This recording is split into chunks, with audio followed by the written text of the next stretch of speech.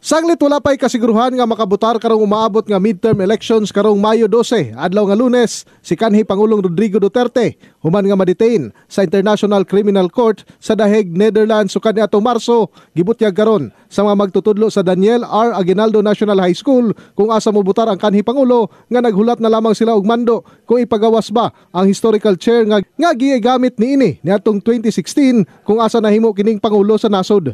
Di nakabutang kini sa entrada sa admin office among tulungaan kung asa gisulod kini og salamin aron mapreserbar. Sa pagkaron na sa administration sa dinhi sa atong eskwelahan kung mabagyapoy imiton bisag wala sa PRD no. Siyempre kato nga lingkuran para magendo sa iya no, being part of the historical chair. In the heart of changing lives, ako si Brigada Julius Pacot alang sa 93.1 Brigada News FM Davao, the Music and News Authority.